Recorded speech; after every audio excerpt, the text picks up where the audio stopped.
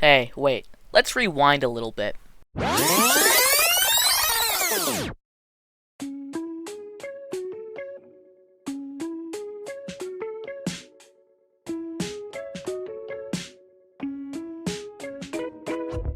It's June 2017. After a long, tiring album cycle with 3 entire tours, countless press appearances, countless festivals and award shows, Tyler Joseph posted this image on his Twitter page of him watching the blurry face paint off of his hands. And by the following month, the band began a year-long hiatus and went completely radio silent. After 9 months of absolutely nothing, a GIF was uploaded to the Vessel section of their official merch store, which contained a link shown for a mere 0.2 seconds discovered by Reddit user Jake Dello. Through some puzzle solving, the fan base was eventually led to this website, dmaorg.info. That puzzle was essentially the keys to a gate that opened a whole new world within 21 Pilots music, and a gate that opens a whole new section of these videos.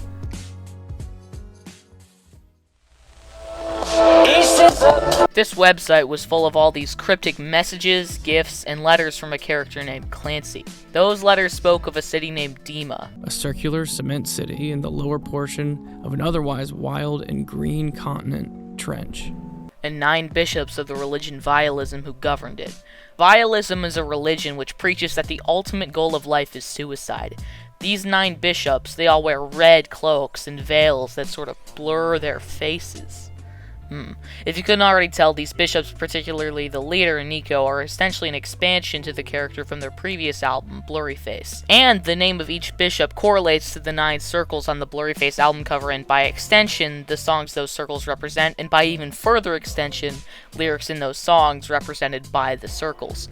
I hope that makes sense because it is confusing. The names of the bishops partially come from letters within lyrics in those songs. Here are all the names of them. Keons, which comes from the lyric Choke on Smoke in Heavy Dirty Soul.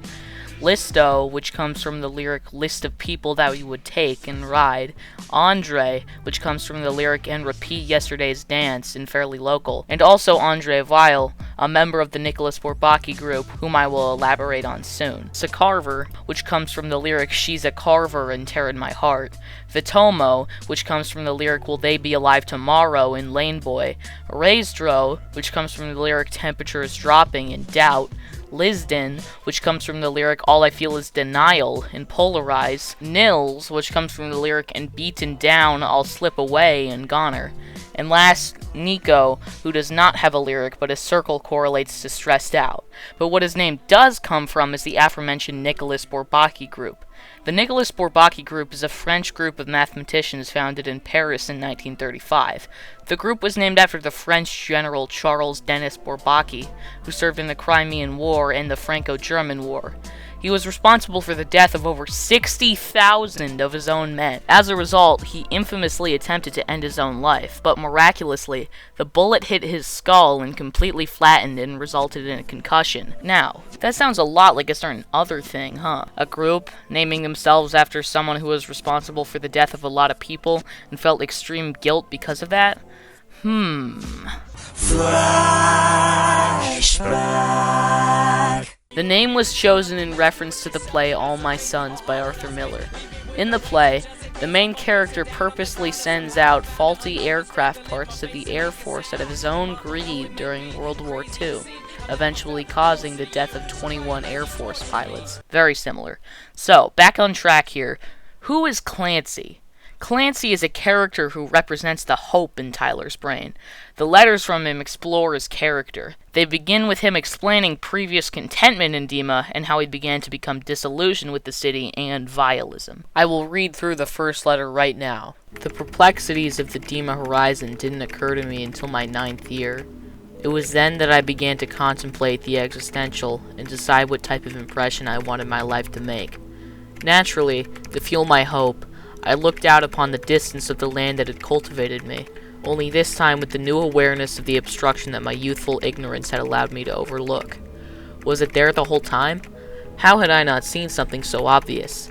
I am reminded of the moment daily, as the realization directly collides with a unique hope for my own future. As a child, I looked upon Demo with wonder. Today, I am brought with frustration, as I spend each day squinting for a glimpse of the top of the looming wall that has kept us here. It was upon my 9th year that I learned that Dima wasn't my home. This village, after all of this time, was my trap. Before I became realized, I had deep affection for Dima. There was a wonderful structure to the city that put my cares to rest. Streets and locations were dependable, and the responsibilities of the day seemed to be accomplished with minimal effort. Once a task was taught and understood, we delighted in our ability to complete our obligations timely, and felt secure knowing tomorrow's duties would be accomplished with the same efficiency.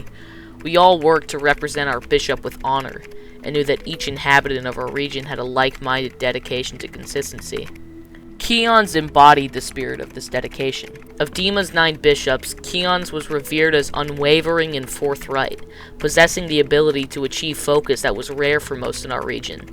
We all admired him, and felt honored to be inhabitants of his region.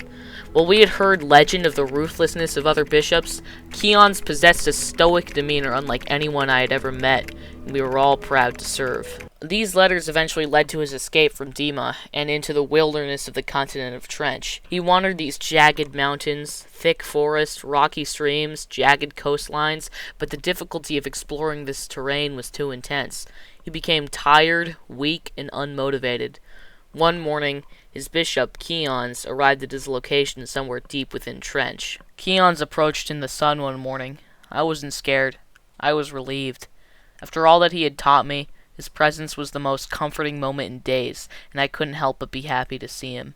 In true Keon's fashion, he wrapped his arms around me, and then put his hands under my face, looked me in the eyes, and said, "Clancy, child, let's go home."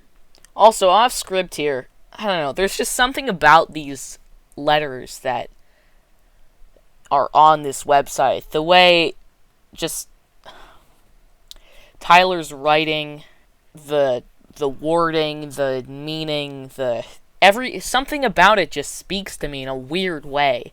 Maybe I'm just like ridiculously obsessed with this band, but I don't know. I just really love it. That's where Clancy's story ends for now. Now, Tyler. We begin with the Heavy Dirty Soul music video. Tyler, also a citizen of Dima, tricked Keon's into letting him outside of the city walls and escaped into a trench.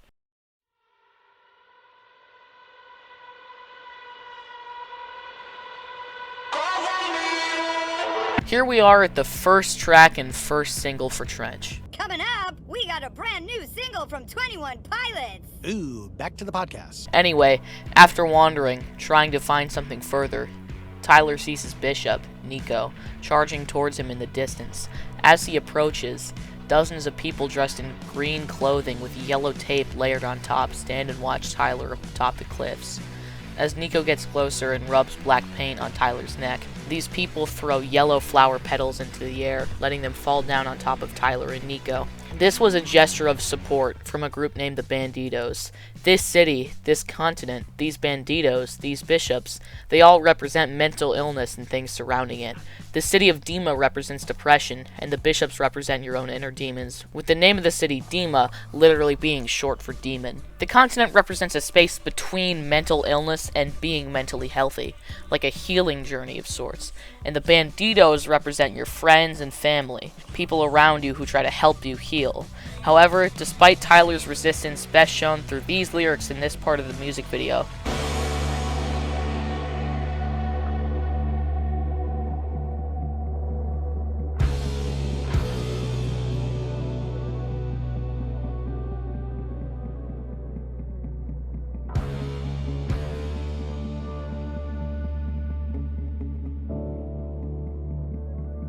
I'll be right there, but you'll have to grab my throat and lift me in the air. If you need anyone, I'll stop my plans, but you'll have to tie me down and then break both my hands. If you need anyone, I'll be right there, but you'll have to grab my throat and lift me in the air. If you need anyone, if you need anyone.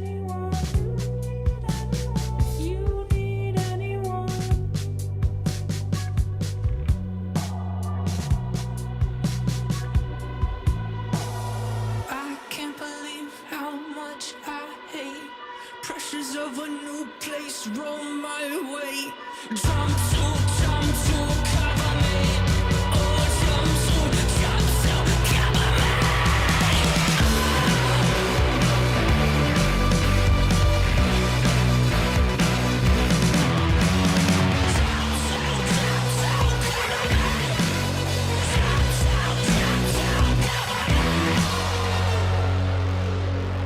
Nico successfully captures Tyler and drags him back to Dima. In one of the Clancy letters, Clancy explains witnessing this event afar from a cave, revealing that Tyler and Clancy are two different people, which you may be confused about right now, but I'm not going to explain it here. You have to wait until the Clancy video. Also, I don't know how so many people in the fandom still get confused about Tyler and Clancy being two different people, because it's really not that complicated. Anyway, this song, The Story Is Told Through, features a really thick and heavy bass line, being a more rock-inspired track, with a completely otherworldly soundscape that comes off as incredibly beautiful. But now, how does this story continue? Now back within his residence in Dima, Tyler plans to escape once again, this time meeting directly with the Banditos within the walls of the city. Their plan succeeds, and they snuck through the city without the bishops noticing, and were gone before they could be caught. I really love this song. The instrumental is really cool, the reverse ukulele, the light bass, the crisp drums, it's awesome.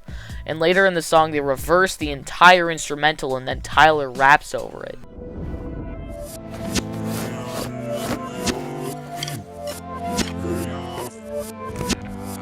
What I say when I wanna be enough, what a beautiful day for it, making a break for it, we'll find a way to pay for it, maybe from all the money we made, razor blade stores, mental race horse, and force a sponsor, and start a concert, a complete diversion, start a mob, and you can be quite certain we'll win, but not everyone will get out, no, we'll win, but not everyone will get out, no, we'll win, but not everyone will get out, East is up. This part is so sick, and the lyrics are really upfront about the lore as well, and it all just comes together as a rebelliously badass track that's one of my favorites. Now, where do the Banditos take Tyler?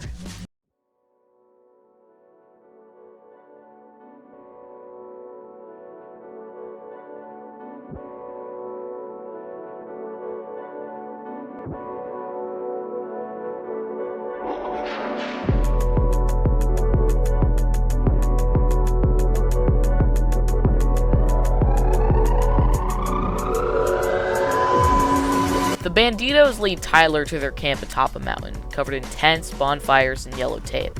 This yellow tape acts as a metaphorical healing device. The color yellow in 21 Pilots lore represents hope, and tape is similar to a bandage, ergo, yellow tape.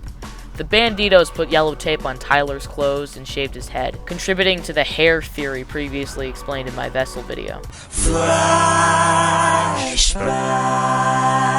The music video is awesome as well, especially because it's the first out of 3 music videos where Tyler shaves his head, symbolizing breaking free from his inner demon. Or another way to interpret it could be that Tyler is exposing his head, or mind, to the listener through his music. After Tyler integrates into the community of the Banditos, he unfortunately is captured by Nico once again and taken back to Dima, and a fellow Bandito utters the words "Welcome to Trench." And the story shown through this album comes to an end, leaving it to be continued with their next album. This song serves as an anthem for the Banditos, with fast-paced rapping and hip-hop instrumentation. And the writing in this song, whoa, it is so good. It has one of my favorite lines in their entire discography, being, You're the wish, your structure compensates, but compensation feels a lot like rising up to dominate by track. To at least they all know all they hear comes from a place. In this lyric, Tyler doubts himself in his songwriting and musical talent, stating that his structural innovation in his music compensates for that, and dominating by track 2 is something that also feels like compensation. This refers to the aggressively confident nature of this song, Levitate, which is the second track on Trench, and also track 2 of their previous album, Blurryface, which dominated the charts and skyrocketed them into the mainstream. When Tyler says all they hear comes from a place, he points to his head in the music video, referring to how the fans recognize that the writing in their music is genuine and reflects Tyler's actual thoughts, and not written by songwriters paid to create music that appeals to the masses. This song is so cool and just a great track overall.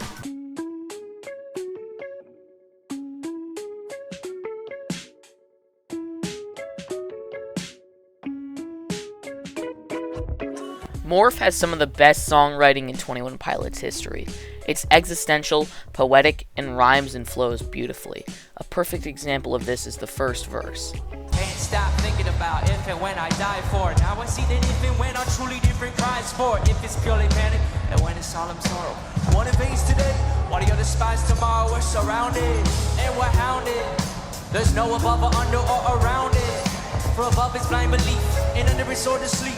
And around the scientific miracle, let's pick above and see. For if and when we go above, the question still remains. Are we still in love, and is it possible we feel the same? And that's what going under starts to take my wonder. But until that time, I'll try to sing this. This verse dives deep into hypothetical concepts surrounding mortality and religious questioning, using vague concepts of above, under, and around to refer to varying philosophical beliefs. He speaks about how he often ponders about death and the afterlife, and how if and when he dies are completely different thoughts. He then explains how death is ultimately inevitable, and how he worries that there is no above or under or around it. The concept of going above death represents theism, or religion, the idea that there is a God and that when we will die we will reach the afterlife. But the trust in reaching that afterlife inherently involves some levels of blind belief, as there is always an unfortunate lack of proof in religion. The concept of going around death refers to the belief that humanity could achieve conquering death through science, which would be, according to Tyler, scientific miracle, and is most likely impossible. The final concept being going under death, representing nihilism, the belief that nothing matters and everything about our lives is pointless. That idea, according to Tyler, would be sword to sleeve, aka a surrender to death. He then says he'll pick above and see, referring to how he shortly dives deeper into the resultant consequences of picking above, and how in reality he does pick above as a Christian himself. He states, calling back to the beginning of the verse, "For if and when we go above, the question still remains, are we still in love, and is it possible we feel the same?"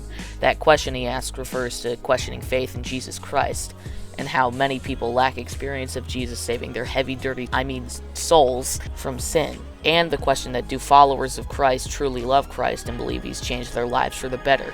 And that burning unanswerable question is what leads Tyler to consider under, aka nihilism.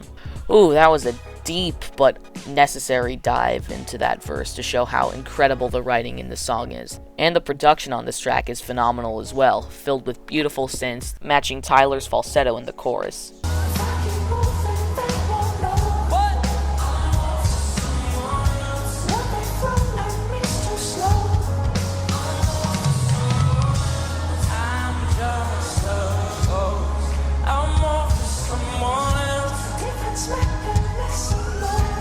One of the best tracks for sure.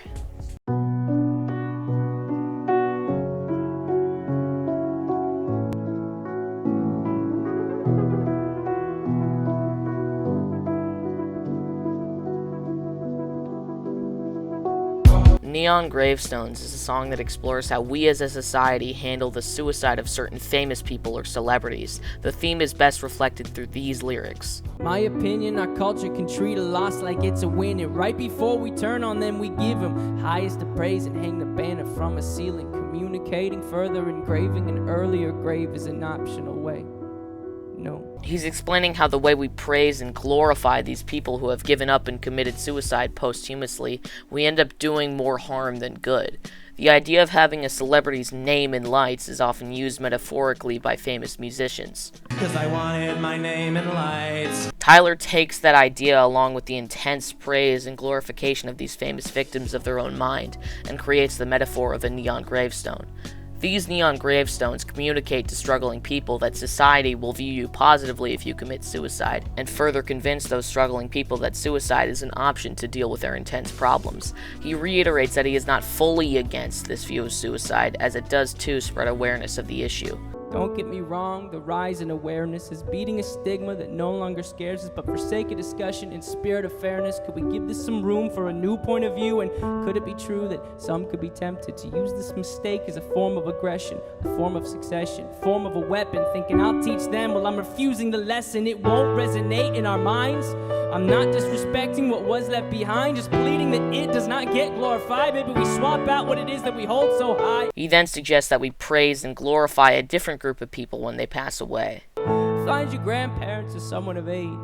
Pay some respects for the path that they paved, to life they were dedicated.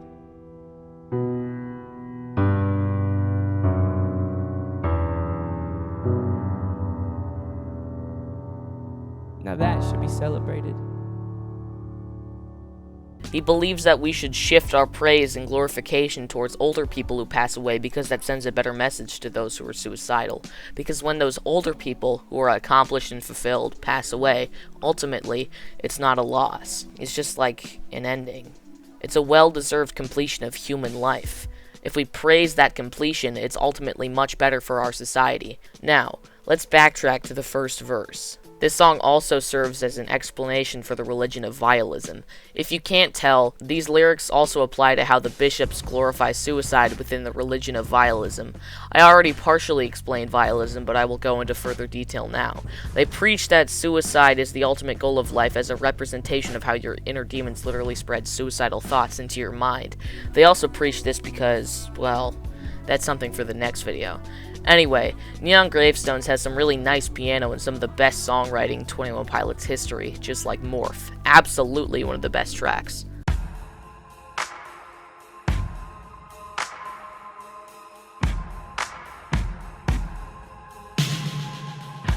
My Blood is about sticking together with your family members when they're in trouble.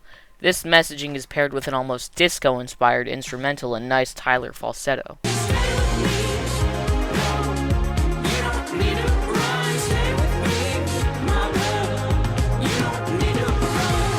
I could say more about the song, but like, not that much more, so.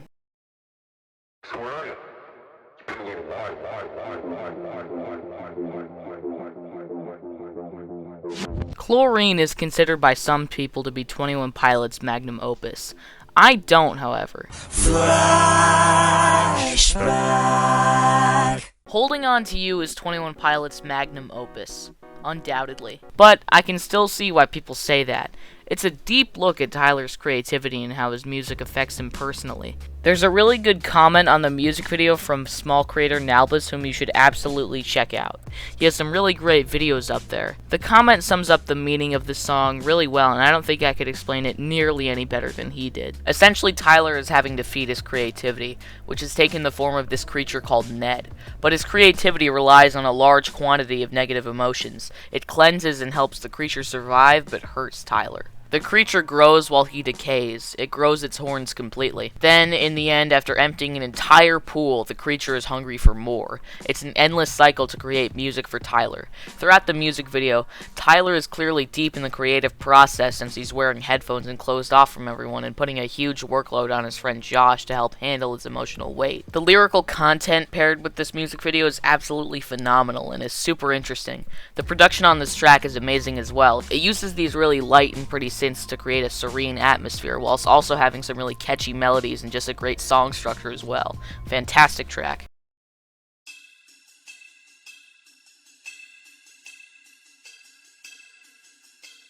Smithereens is the second of 4 current signature 21 Pilots songs Tyler wrote for his wife, Jenna, of whom he writes a song for each album ever since. In the song, he expresses how he would get beat to smithereens for her. For you, I go step to a dude much bigger than me. For you, I know I would get messed up, weigh 153. For you, I would get beat to smithereens. He expresses that he would do anything for her. The production on this song is great, and it's a very fun listen, but there's not Jenna song from Clancy, The Craving, which features a lot more emotion and is a much more heartful song. I enjoy this song, but there's not much else I could say about it.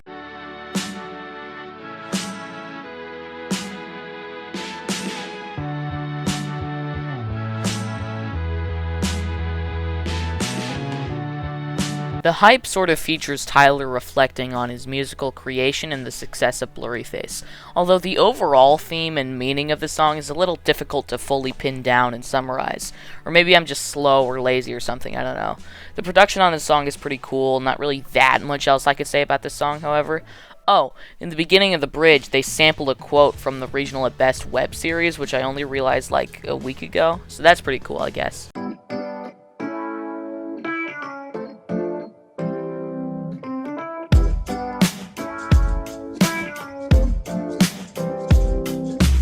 Legend is a song Tyler wrote for his grandfather as a tribute after he passed away on March 17, 2018. While Tyler has never publicly stated the cause of death, some lyrics imply it was due to complications of Alzheimer's.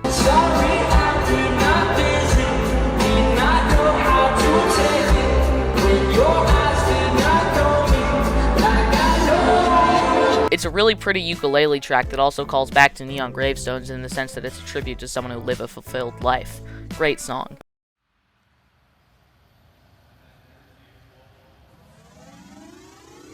Cut My Lip is a song about how Tyler will continue to drink from the metaphorical cup of rebelling against the bishops and escaping Dima, despite the rust around the rim that cuts his lip, which represents the challenges faced within attempting to rebel. Rest around the rim, drink it anyway. I cut my lip. This song has really cool synths and melodies, being a very enjoyable listen along with an interesting concept. My favorite part is probably the bridge. I don't mind at all. Lean on my pride, lean on my pride. I'm a lion. This is a good song, although there's not really that much else I could say about it.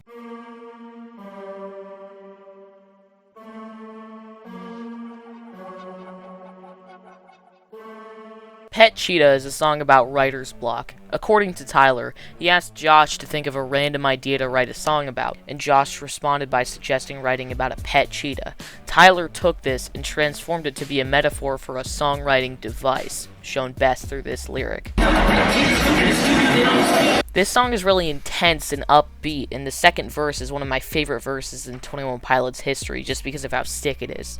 Also, the last line in that verse was particularly written after the launch of the DMAorg.info website, which I find to be really interesting. He explains this in the 2020 Discord Click interview. You know, I know that the song Pet Cheetah was written after we had released that stuff. And after we had started to unveil the story of Dima.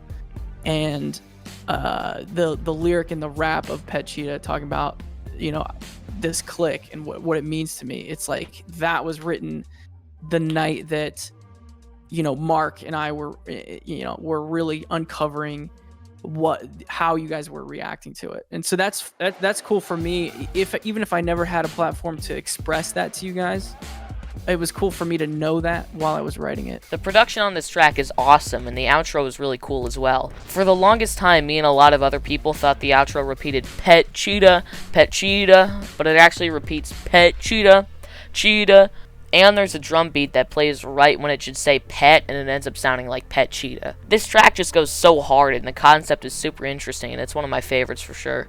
The next song is Bandito.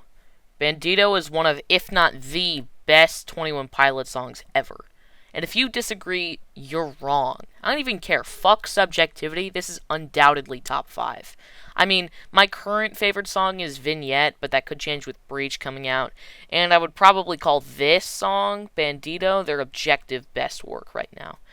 Now, we are doing a full deep dive into this song, so sit back and relax because this section is pretty long.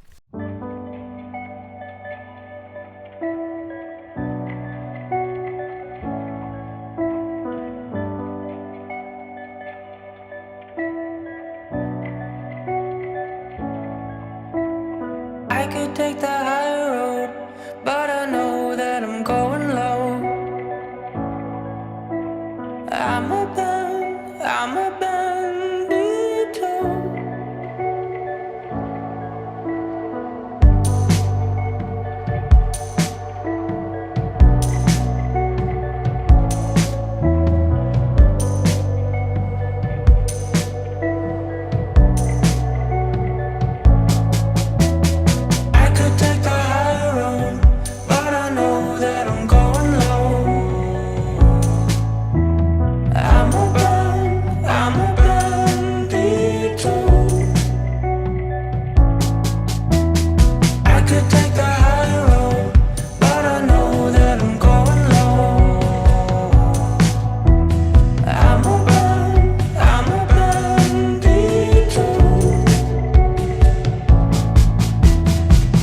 begins with these masterful and hauntingly beautiful synths and piano that provide for a feeling of inexplicable serenity, along with insanely crisp drums which contribute to the sonic atmosphere perfectly. The phrase taking the high road is an expression meaning taking action on something in a moral and ethical way.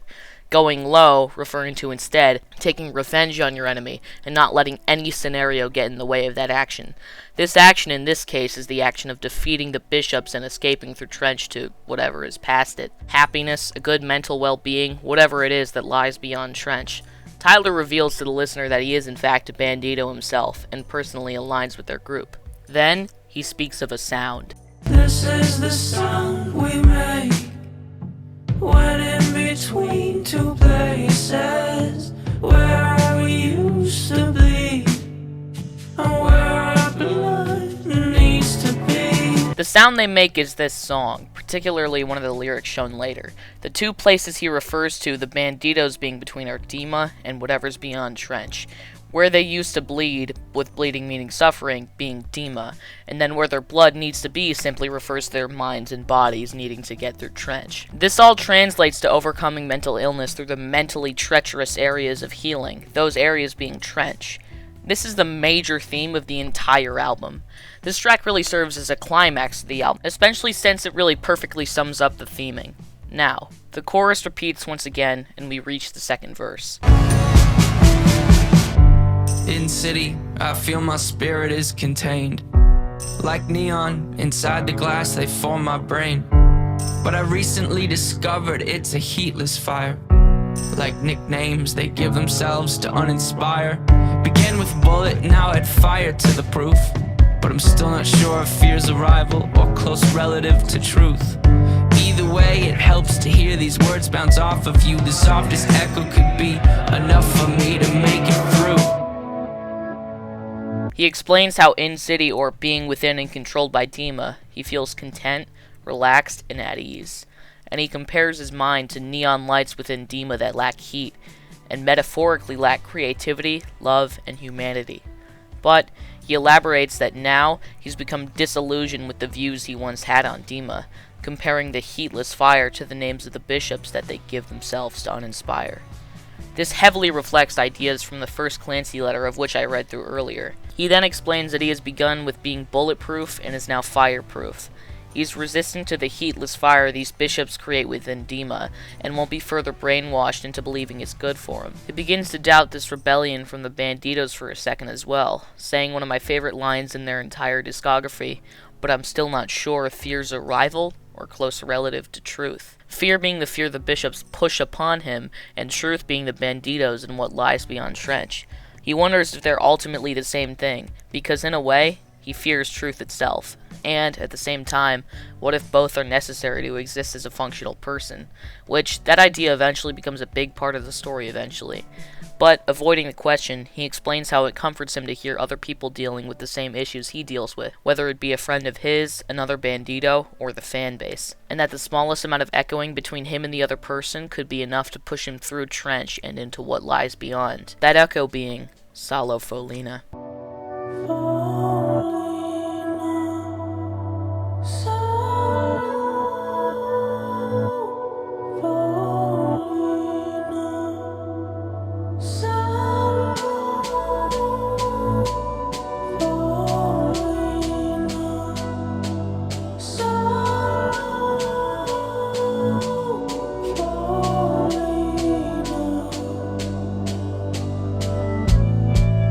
I created this world to feel some control. Destroy it if I want. So I sing Sahlo Folina, Sahlo Folina, Sahlo. I could take the high road, but I know that I'm going low. Sahlo, I'm a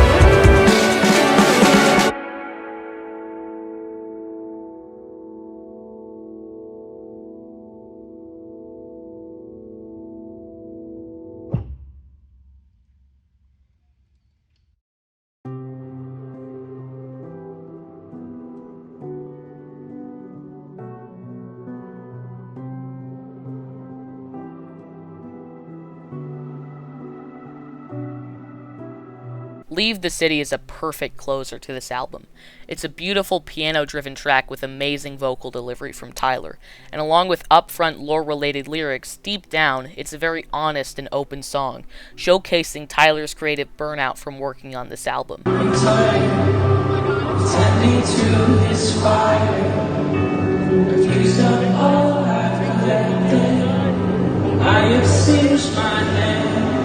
His creative fire is burnt out and he's completely exhausted, but what's also burnt out is his drive to escape Dima. He's tired of tending to the fire of navigating through Trench, tired of tending to the literal fire in the Bandito camps. Another thing this song touches on is doubting your own faith and religion. According to Tyler, Leave the City is definitely about losing faith, which I've been working through on this record. This record is the closest I've been to entertaining a world where there isn't a God, and that's total transparency, and that is hard to say. It's a new struggle for me, but I really want to own it. I still believe in God. I still want to call myself a Christian because I am a Christian. I don't know how to talk to people about it yet, and if I can't talk to other people about it yet, or if I don't know exactly why I should talk to other people about it, does it really mean anything to me then? If I don't truly have the answer, shouldn't I just be talking about that? But I have to get there first. Once I live here more, when I make it out of Trench and I get to where I'm going and I know what the name is, I wonder then if I'll be more bold in my faith and what our purpose of being here is. Tyler explains he is not ready to fully explore his faith and entirely land on something completely specific for his religious beliefs. He needs to fix himself first, travel through Trench, like literally he uses the word trench in a literal sense of self-betterment, and reach what's beyond. And something interesting I noticed, he himself does not fully know what lies beyond Trench. It's not explained metaphorically in the theming of the album because he does not know. He doesn't know what that mental state means for him. Anyway, the chorus vaguely and repeatedly states the phrase, "They know that it's almost, they know that it's almost over." What that "it" is something open for interpretation, but it signifies reaching the end of something, whether that be the album, the end of Tyler's battle, either with Tyler giving up or succeeding. It's the end of something. In a way, this lyric aligns with how this album ends. The ending isn't truly definitive and does not fully resolve the conflict of the album. Hey, I'm starting to notice a pattern here. Flashback.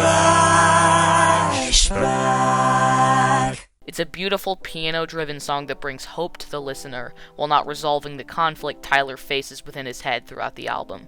It showcases how that conflict will continue, but Tyler will keep fighting to stay alive, and he tells the listener to do the same. I wonder if that consistency and a lack of a definitive ending like that means anything. This is more of a pause in Tyler's journey, not an ending, and that idea culminates in the bridge.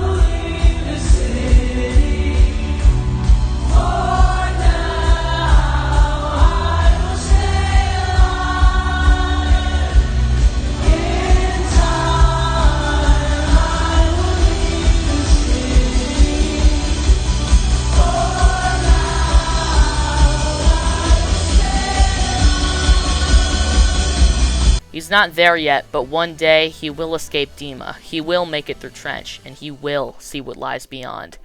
And lastly, Tyler reflects on the creation of this album and his recent experiences with his career. Last year, I needed change of pace. Couldn't take the pace of change. Moving hastily. But this year, though I'm far from home, in Trench I'm not alone. These faces facing me, they know.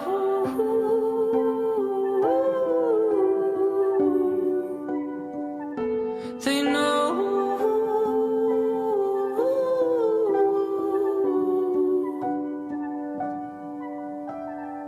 what I mean.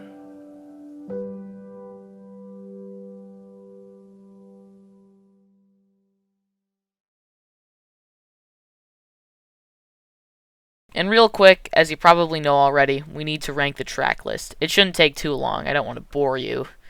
Viewer retention rates and whatnot. I'm kidding. I don't care about those things. Alright. At number 14, we have My Blood. At number 13, we have The Hype. At number 12, we have Legend.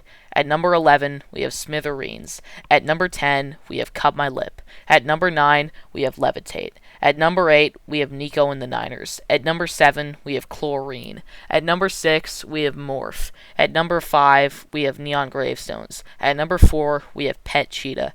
At number 3, we have Jumpsuit. At number 2, we have Leave the City. And last but absolutely not the least, number 1 is Bandito.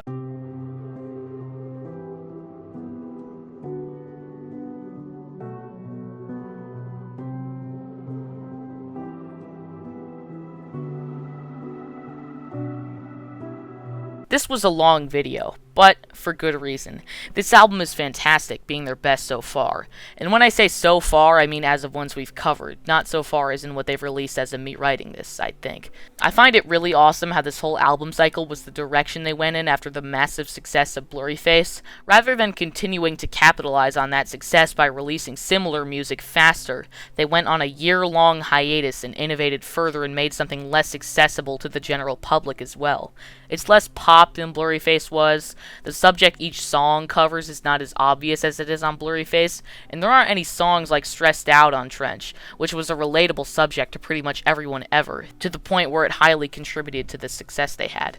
Also, the story they tell is what pushes them to being my favorite band of all time.